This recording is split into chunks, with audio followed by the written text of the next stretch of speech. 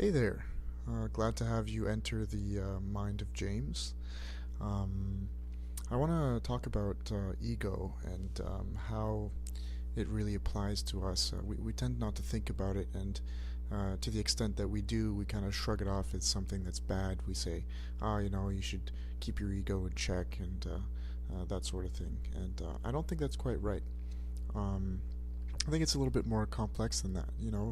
People look at themselves through the mirror that is another person.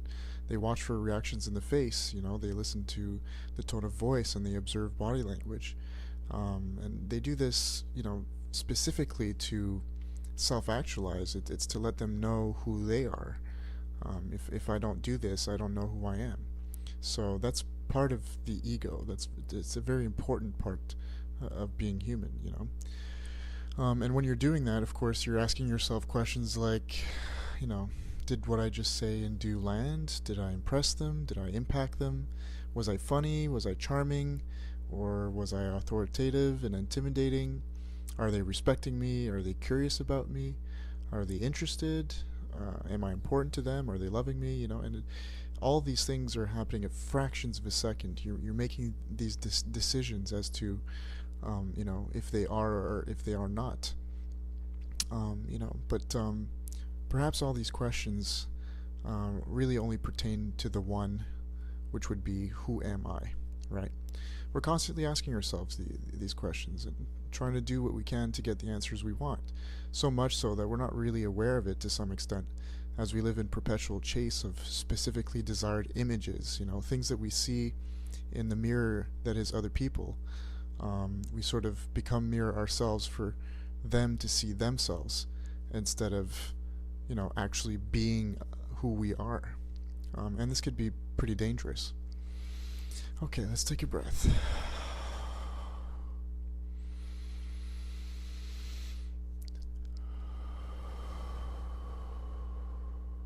All right. Now I have three mirrors. This is a sort of idea that I developed a little while ago. It's the kind of egos that exist, as far as what I can sort of tell. The first one is called self-ego. I think it's the first and most common kind of mirror, and it manifests itself in most people, um, I believe, and I think you're going to understand why a little bit later on. But I like to understand the self-ego mirror in terms of motivations. So I'm really referring to what I just explained, all those questions that we ask, and observations that we make. Inherently, when we do that, we desire something called self-actualization, right? Which is the creation of one's identity as a human being. And that's really widely believed to be the best way to attain happiness, in some sense. We hear it all the time. You need to know how you feel, you need to know what you want, and you need to know who you are. So, how else do you do that but through other people? So, is it any other wonder that one needs to look into a mirror to know those things, and do that? And so I use, of course, people and mirrors. I use these two words interchangeably. So keep that in mind throughout the rest of this podcast. Um, there's an absolute need for humans to know who they are, and that's largely due to the fact that we are self-aware. We know that we exist, and a concept that simpler forms of conscious beings, like wild animals, for example, do not question. Because they technically can't have any self-awareness. So to know that we exist then means that we must define who we are through the interactions we have with others, um, whom also experience the need to do the same. So this is where, because we understand that need for others as intrinsically important to our own self-actualization, this makes us social. Therefore, we act as mirrors for them, because if we don't do that for them, they won't do it for us. Right? Alright, another breath.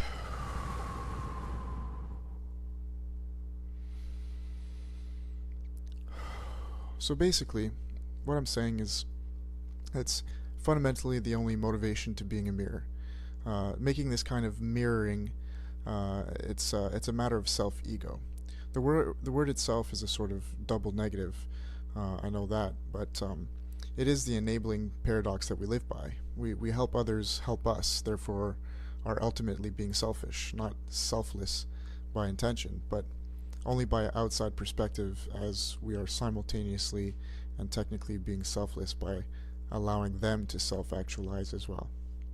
The example I like to use for this kind of mirroring is the mirror in Harry Potter, one in which he sits in front to see himself with his long-lost parents. The headmaster, Dumbledore, he tells Harry that this mirror doesn't really show the past or the future.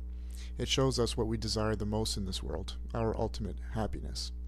And this becomes apparent when he tells Harry that a truly happy person would look at this mirror and see only themselves. In this manner, we are being Harry, looking into the mirror that is another human being. We try to create happiness.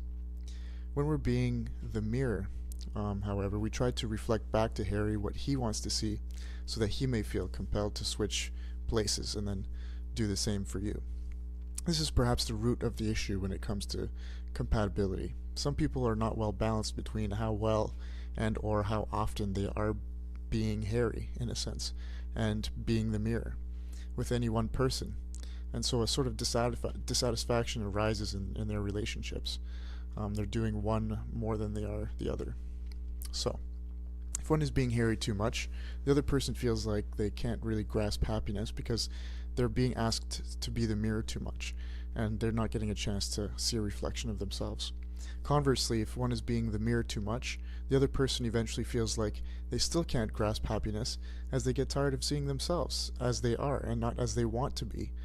Being that one can't sustain this kind of illusion for people.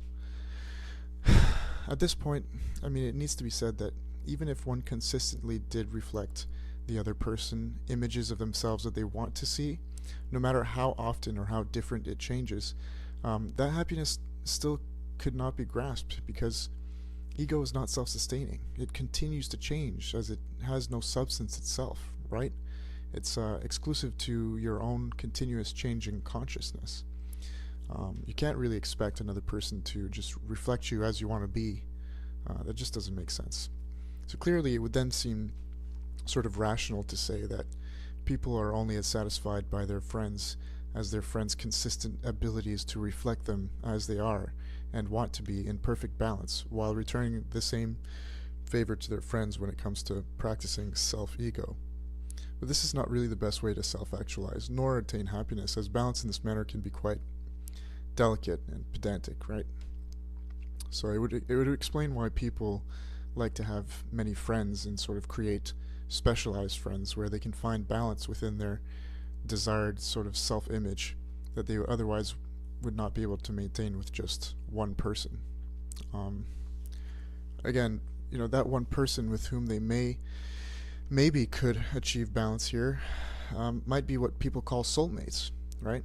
Although evidently this is not at all ideal, as basing your relationship on the very unstable foundation of self-ego, it really bodes unwell for any couple, right? Now, in short, and in passing actually, I believe this to be the reason for polyamory. It's almost as if, it's the countering tactic to achieving balance and abundance in love. But this should no doubt prove as a false equivalence, because a mirror is still trying to be created here, only through the more difficult means of many mirrors rather than just the one. So you're kind of multiplying the problem of self-actualization. It must mean then that balance needs more than just the mutual effort to achieve self-actualization to reach stability. Simply put, we need to not just reflect people as they are and want to be like, but perhaps necessarily what they ought to be like. Okay, another breath.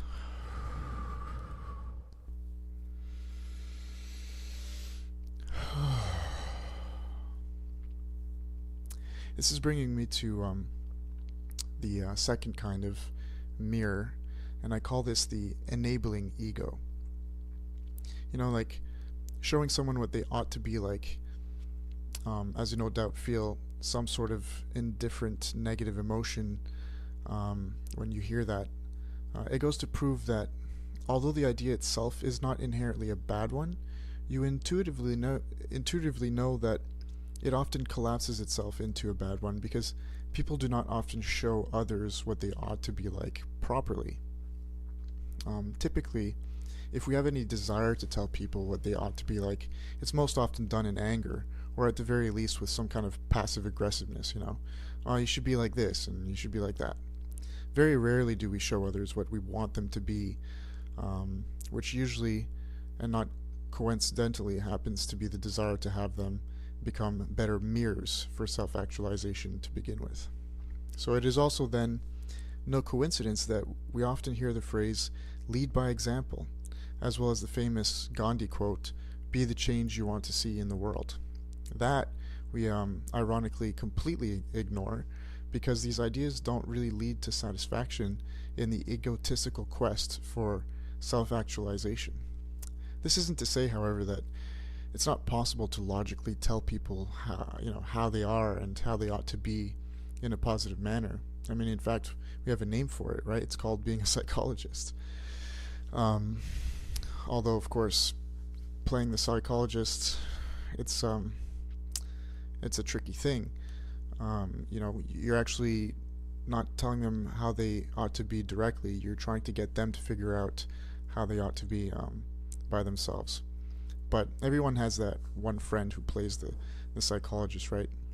They don't just listen and empathize with your troubles in an emotional manner, but they ask you questions about how you think and then feel, and then they try to get you to reason between those thoughts and feelings so that ultimately you reveal the solution to yourself, just like a real psychologist would.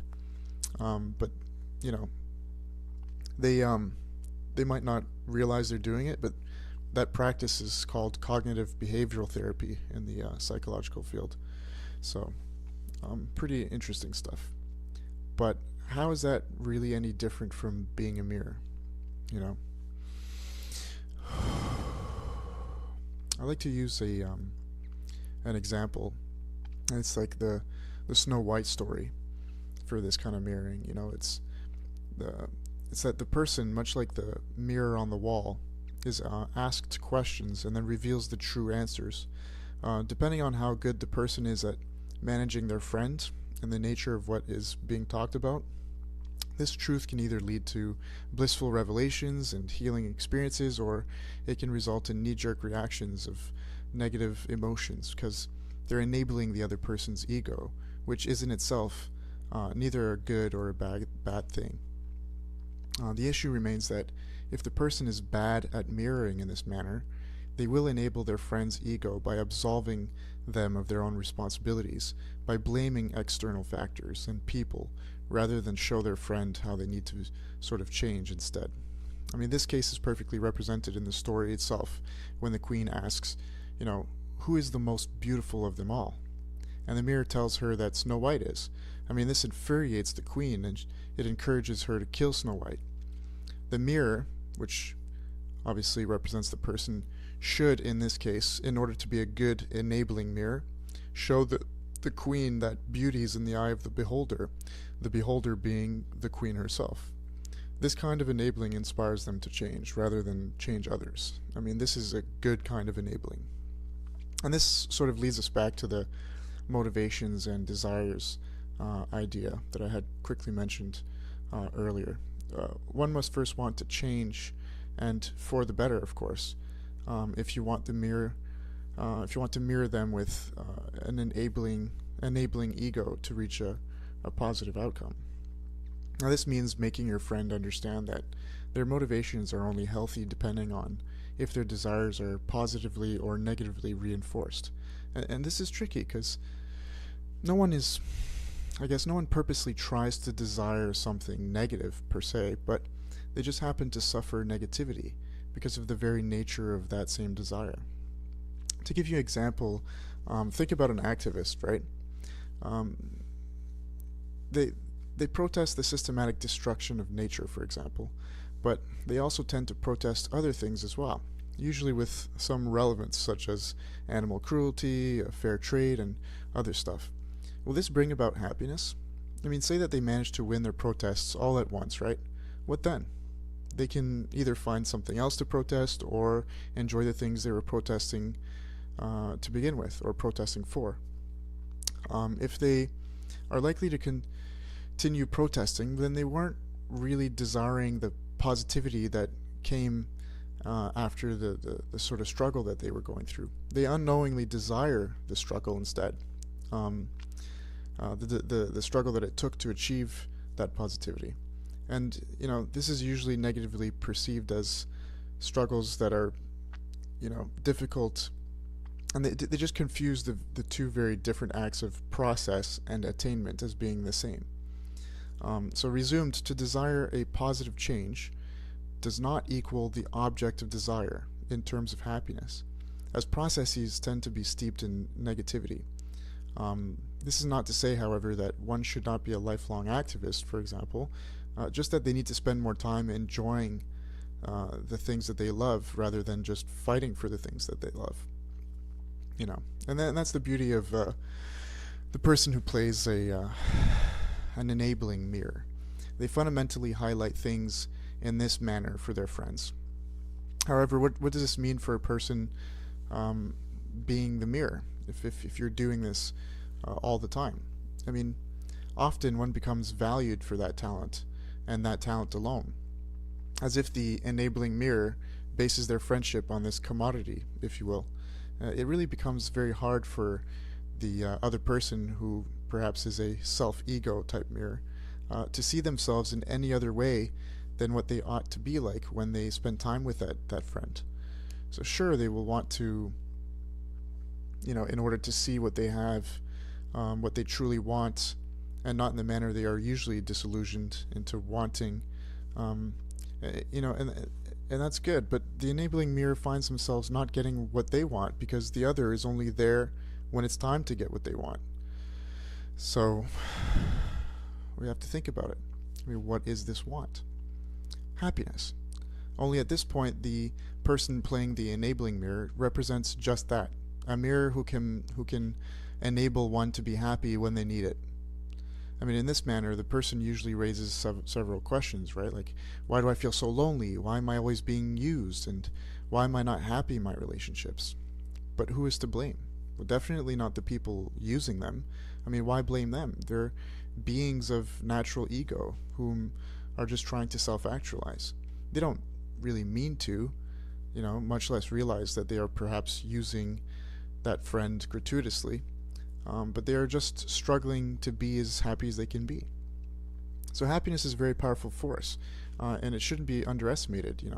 Offer someone the knowledge and the support that they need to be well, therefore happy, and the illusion of love could very well appear, although it's not obviously technically real love. I mean, this in itself can cause an issue, because one can plainly see that no one desires to be loved based on what they can do for other people, or they want to be loved for who they are, even if part of who they are is sometimes an enabling mirror that offers happiness and well-being. And this is in addition to the fact that love cannot truly develop in the person who's being made happy, as an enabling mirror does just that. It just reflects. It's up to the person looking at the reflection to make the changes necessary for happiness over time. We hear the fallacy all the time, it's like, I love her, she makes me happy, or I love him, he makes me happy. But this is untrue. We make each other happy as a concept that is not quite as understood as we would like to think, as the very idea of us demands that we divorce ourselves from the ego of the I, and this is really hard to do. So balance, it seems, cannot really be achieved by adding the enabling ego type mode into the mix to achieve happiness with friends or lovers. So, yeah, this really brings us to a third kind of ego. But first, another breath.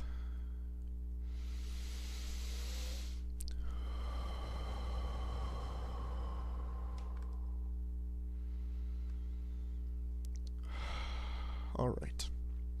So the third one is the type of ego personality that I call empty ego. Now, in my admittedly limited experience, um,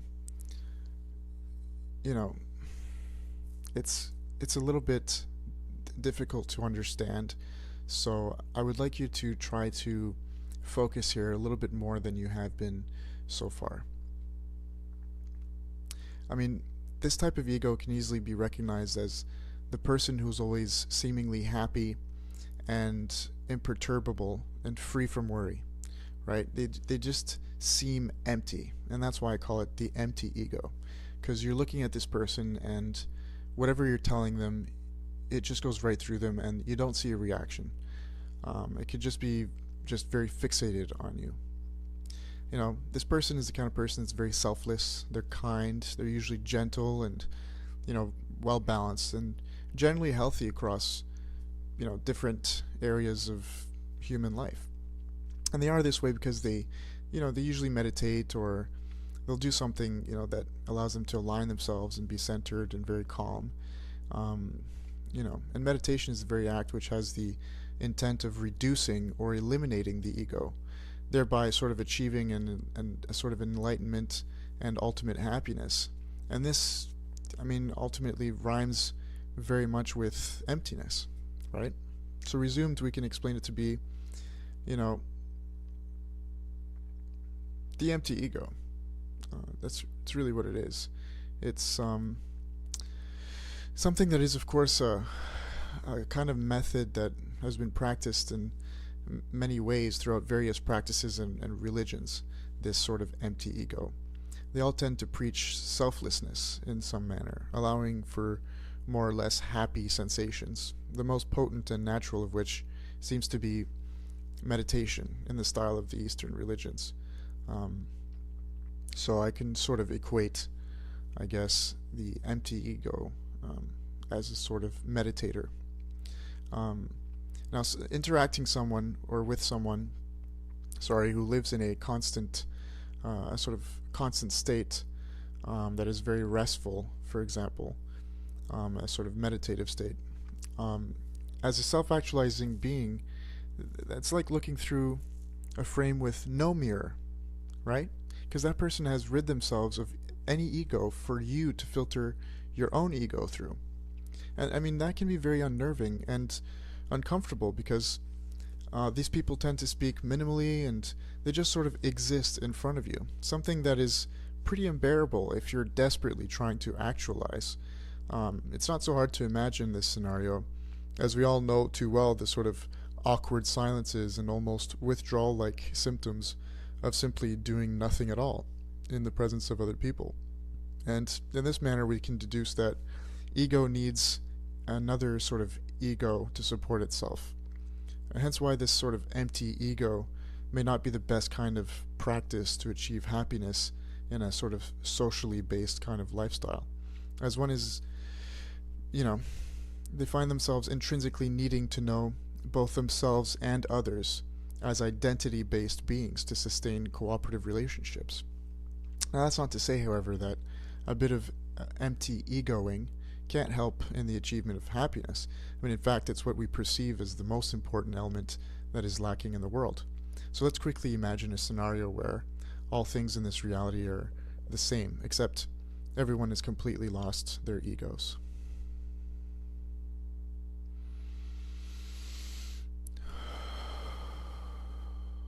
This may not be possible, and further still, when you think about it, it probably shouldn't be, as ego does serve many purposes. It's something that has to do with being self-aware. The recognition and nurturing of strengths and weaknesses, the appreciation for unique aspects like shapes, colors, and movements, things that pertain to art and fashion, and the sort of realization of innovation as a source of survival. All these things, to name a few, are things that are the products of ego, because we want to understand and make things better. To be otherwise would be to remain like chimps and gorillas, right? So to sum it all up, ego isn't inherently a bad thing. It's a necessity for the very essence of humanity itself. Balance here shows that it is a matter of two states, ego and lack of ego? Well, not quite. I mean, as we've just demonstrated, the empty ego does not really allow you to sort of fit in socially, which is something that is a great part of your life. So, where then lies the necessary element needed to achieve balance within the ego? How do we manage our mirroring tendencies? We have to sort of practice these sort of ego moderations with, each person, but that might be a good thing to do, but it hardly seems like the answer for ultimate happiness, as ego is fundamentally a selfish axiom. So practicing the balance between, the self and to be selfish in the necessary ways and selflessness, it's already universally understood as being something that's important. Don't be selfish is an elementary concept, as we know that happiness is shared, not harbored to one's self. And so, if that were the answer, it would be a lot more happiness experienced. There'd be a lot more happiness experienced between the people than there currently exists. So it's got to be something else. Let's start by admitting that happiness, as a word that we've come to understand, means something unreasonable to try and be. It's just unreasonable because we have to chase it all the time. No one is truly capable of feeling happiness in every single experienced instant as we tend to want to feel it and believe that is possible to begin with. I mean, is it really possible to feel happy all the time? No, we know that's kind of crazy, right? So that being said, let's just state that happiness is overrated and that to be content or to be well-being is actually what we truly want and what we need. And that's what we should imagine when we use the word. Now, in the proper context of happiness, so far, ego and its types, although necessary and even useful, with or without it, hasn't really proven to be an element radiating with potential for happiness, yet it is absolutely necessary. So clearly the issue has at that point been distilled to the fundamental element of balance, a notion which in itself presents a problem, one that is based largely on the numerous complexities of a multitude of people and their own egos. So it must then seem that the ego is in itself more complex than meets the eye.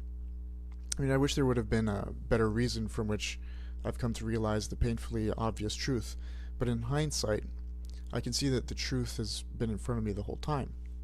And that truth is that ego is not intrinsically a singular principle, but it's rather an idea which is composed of two parts, pride and humility, the tangible likes of which can and need to be balanced. The difference between self and other has nothing to do with our identities, as we so cling to as a sort of tangible idea, but instead it has much to do with the seemingly intangible thoughts and feelings that cause us to act with self-actualizing ego to begin with. I mean, this illusion is so clever that it's comparable to the fact that one knows they have a that they have a nose in front of their eyes, and then they never really see it, right? So the twist here is that how we think and feel about the actions that we execute in the day-to-day sort of world and what we receive, like actions, it's what drives the otherwise neutral ego to be either a positive or a negative force in our lives. To think and feel ourselves as irrelevant, it's important when we're projected with mere illusions of happiness. In other words, we need to remain humble.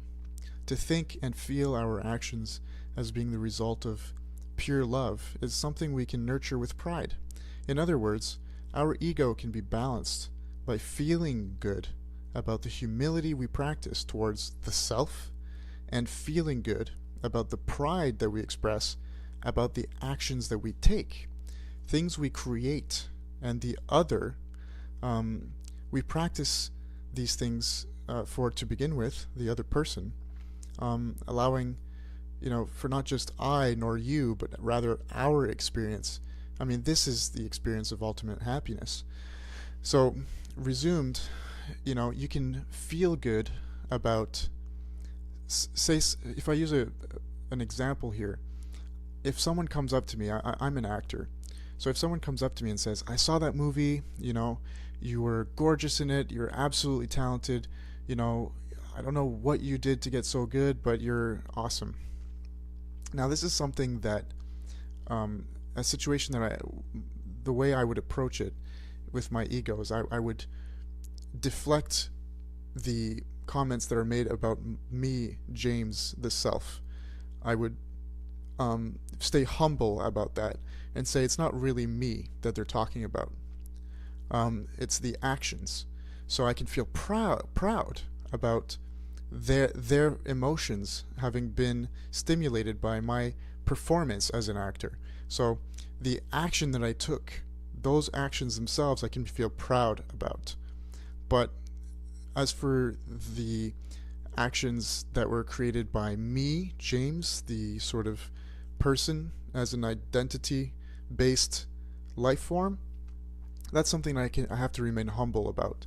So, you don't need to be if you're in my, context here, you don't need to be the actor, so to speak, that just sort of turns the person away and says, no, no, no, stop saying these things, it's not true, I'm just, and that's often why people say, you're being too modest, or you're not being genuine in your modesty.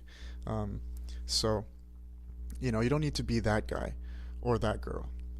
And you don't necessarily have to be the other type of actor or actress where you do the opposite and say, yes, I've been, naturally endowed with talents, and you're just being too proud, and you're kind of soaking in and feeling good about the sort of glory that's being, I guess, splashed onto your feet. So you can operate in the world as a human being that has a healthy ego. And yeah, I hope I've offered you a new perspective on this. And we'll talk next time. All right, bye-bye.